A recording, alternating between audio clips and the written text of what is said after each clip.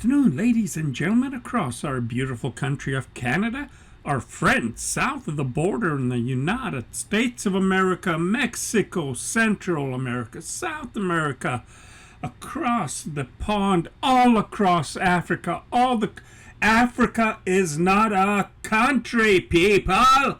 It is a continent with a lot of countries. Some are big, some are not so big. Europe, same thing. We say Europe, but it's countries. Oh, boy, you're learning something new every day. Asia, Middle East, Russia, China, Ukraine, India. Oh, wow. India is really kicking ass on the world stage now. They seem to have woken up, and they're not going to stay quiet. Good afternoon, ladies and gentlemen. Welcome back to your favorite Angry Canadian on the 29th day of May, 2021.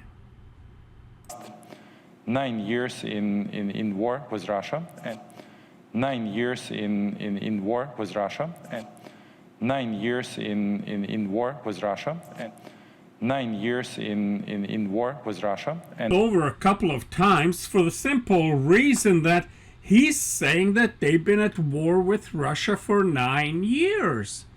And that flies in the face of everything I was ever taught by the mainstream media, including CBC, our very own trusted government propagandist. Everyone said it started, what was it, February or March of 2022? One morning, Vladimir Putin got up and said, ooh, as he was, taking a morning leak, scratching his butt, he says, let's get Ukraine. Now, that's not all factual. You have to check it. Anyway, I'm being a bit crazy because, you take a look at what's happening around the world, and it almost seems like the whole world has gone friggin' insane on every single front. We got China advancing at light speed with technology beyond anything we can imagine. We got Russia that's, wants to protect itself. And if you don't think that is fair, think of what would happen if, say, Russia were to put nuclear weapons back into Cuba. Oh, you think the Americans would allow that? So Russia has a point about not wanting nuclear weapons in Ukraine aimed at Russia, because that's where they would be aimed. So the whole world, Europe, gone mental crazy. Now it seems like Germany has entered recession. Everything could have been really going along very, very well in our world if the powers to be didn't have great, big, bloated, fat heads thinking that we're going to take over the world. No one can stop us now. Oh, yeah, we're coming to take it away. It didn't work that way. You'd have to be really asininely stupid to realize that once you start putting sanctions on a lot of countries and you're using money to punish them, Russia out of the SWIFT, sanctions. China has sanctions. What country doesn't? Even Hungary, where I was born, just had sanctions put on it by the United States of America. It seems like that little country is standing up to Europe, and you can't have that. You all have to bend over and kiss the shoe of the Western elite. I don't friggin' think so. Anyway, I've got a couple of videos going, and this one, I'm going to show you a little bit of Russia, and it's going to be different scenes. And I ask anyone to tell me, are there any enemies you see there? Because we are, our sanctions are on Russia. It's not just on, a certain small group of people. Sanctions are there to hurt the population. And it's working. I mean, just look at the West. Our prices are high, interest rates going up, businesses going under.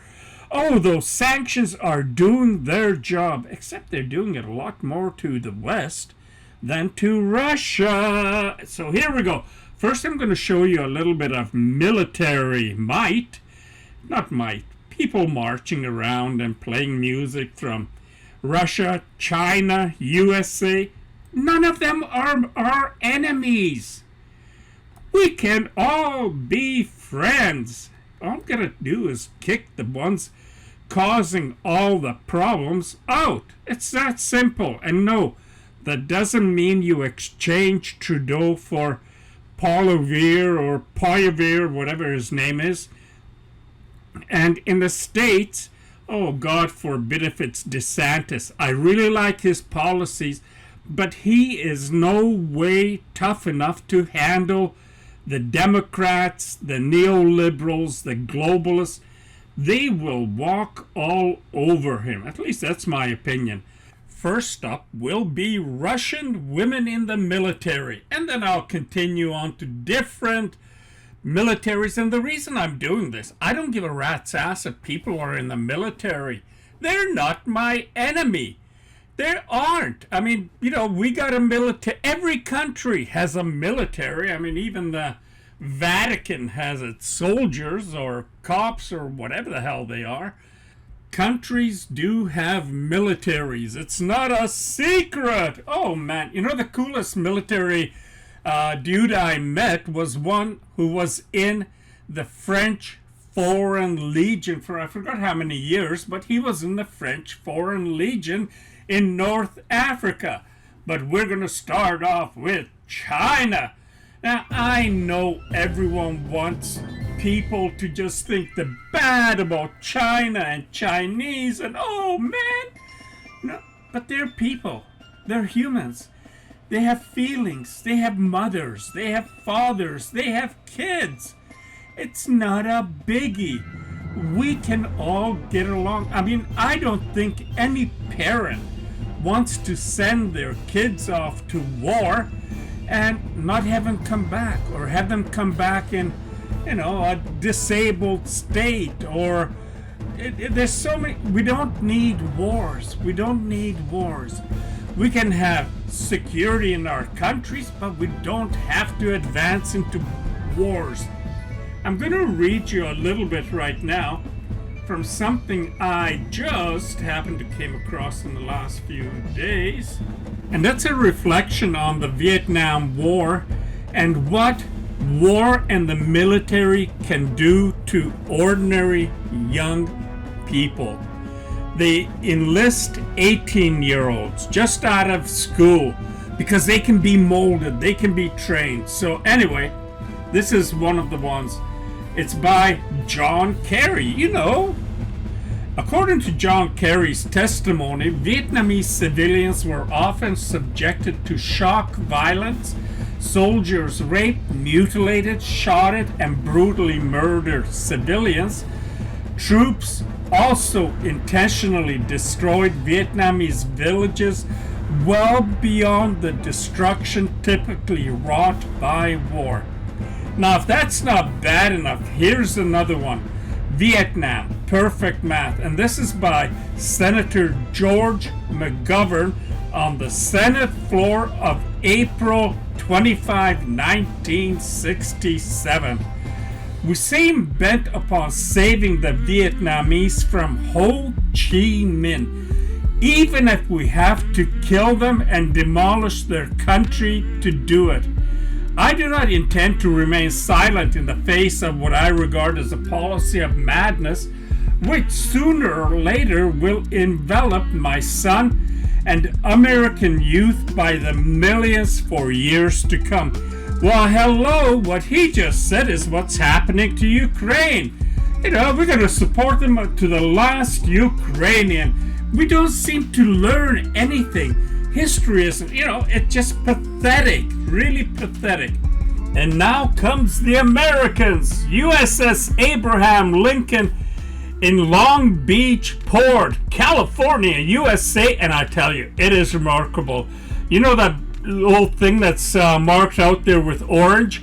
That's what comes up, and then that's where the planes just blow their engines and take off. I hear it's something like the acceleration is phenomenal. Yeah, that's. You can find it on my video that's on YouTube about it. I don't remember it, but the acceleration is incredible.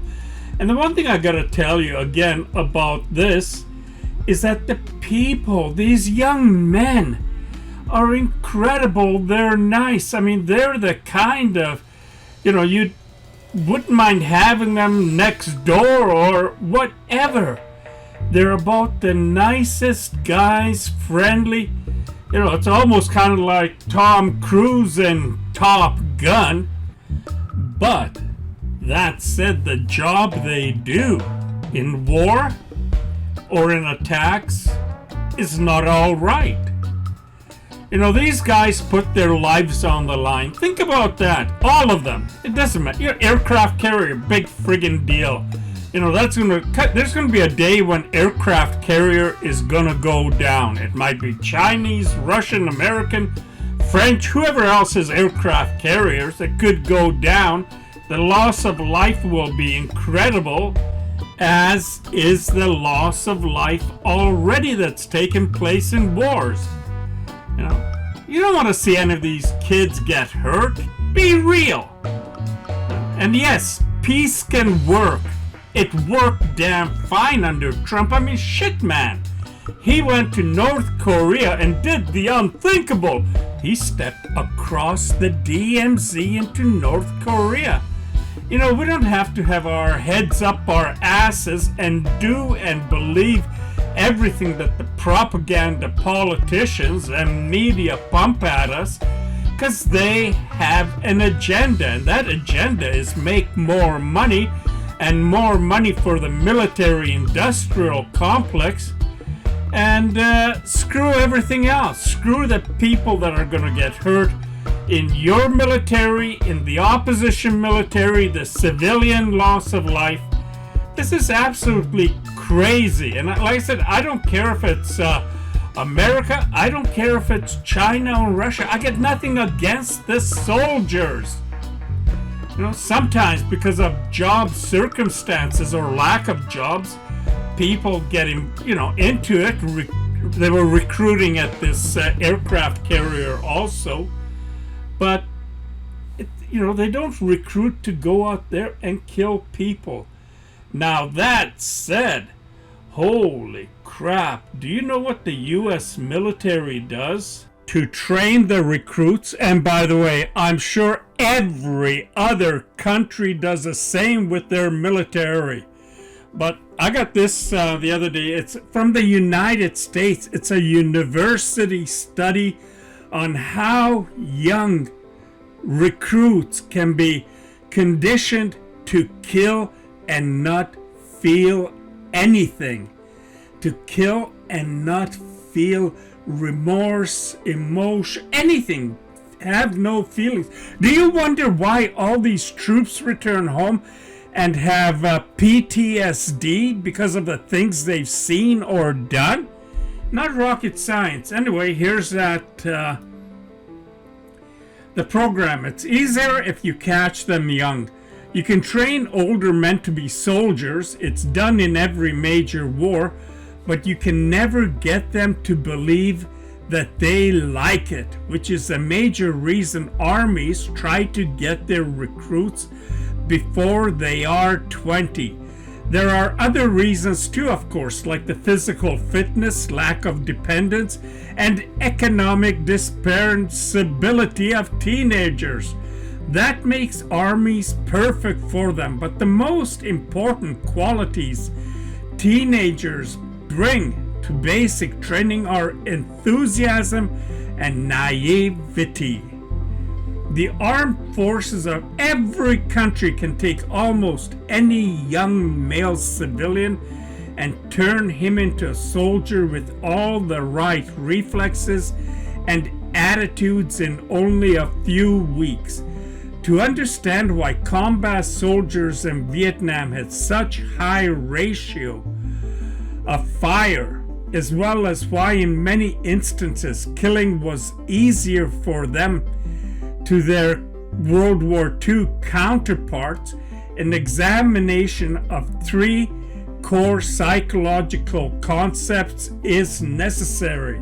Using these 3 principles during training was the crucial difference psychologically between Korea and Vietnam in terms of the capacity of an average recruit to kill another human, and in some cases even take pleasure in the act. Specifically, the methods used to ensure this result are desensitization, conditioning, and denial defense mechanism. And now it's turn for the Russians. This was just May 2023.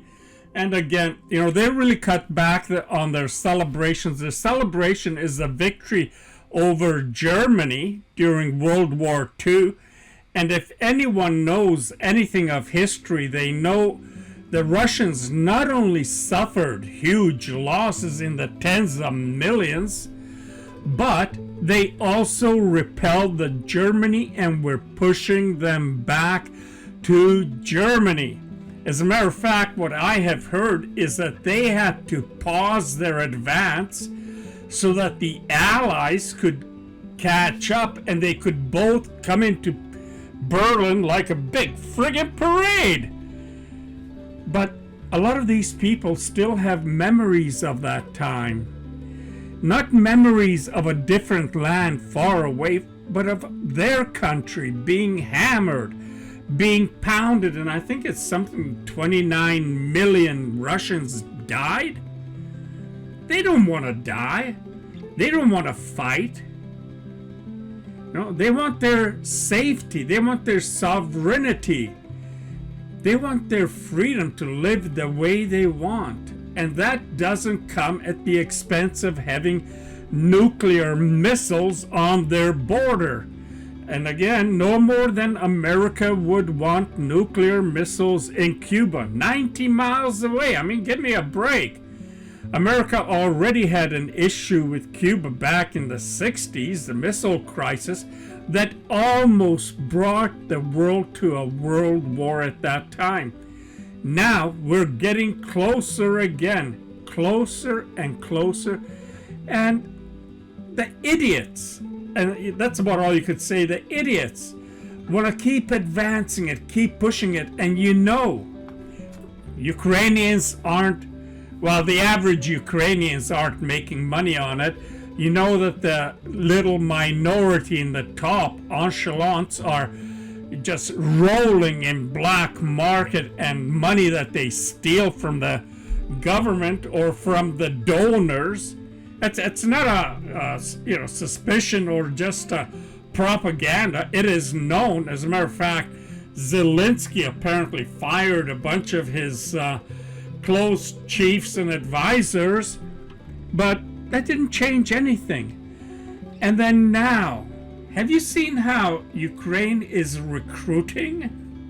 This is from Hungarian television on May 29, 2023. And you know that Ukraine has a problem with recruits. It doesn't have enough. So many people have left, and so many people have been killed, and so many people don't friggin' want to die, go to the front line, which is known as the meat grinder. So I guess they have to be captured and made to volunteer.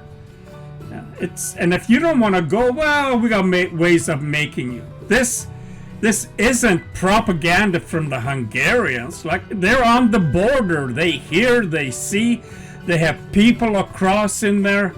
It happens, and it's even been reported in the West a while back, but then all the video had to be scrubbed because you don't want to put the Ukrainian military into bad light. Now here they got a vehicle pulled over and the guy won't come out, So they put up a barricade behind it to puncture tires if he tries to back away and go in the front. So finally he had to be dragged out, and he's gonna go be a soldier. Isn't that wonderful? What does Chrystia Freeland say about this? Like I said, I got nothing against military. I got nothing against the troops. I do have a lot against war. And it's time that people took up the anti-war protests and movements. You know, it's happened before with the Vietnamese War, the peace movement. It happened with Iraq, and that was a peace movement in Europe. Hundreds of thousands of people marched for peace, and it can happen now. You know who's the only country that doesn't want to see peace? Well, I'll give you a guess on that. By the way, they're showing now properties that are owned by some of the top military Ukrainians, including quite a beautiful villa in the south of Spain. You know, it's amazing. I think it was something like $1.5 million, that villa. You know, war can be very profitable to some people. I'm sure Zelensky and over here in the West, they're stuffing their pockets full of cash while people suffer and die. Is that what our rule of law is? You know, don't give me the shit about, well, Russia started it. In the beginning of this, you hear 9 years. 9 years it's been ongoing. Russia has made it clear it doesn't want nukes on its border any more than the United States would want or China would tolerate. You know, if the U.S. tries to put nukes on Taiwan, that is not going to end well. At least that's the way I see it. Thank you. More to come. Oh, I'm on a fire now. I'm heated up.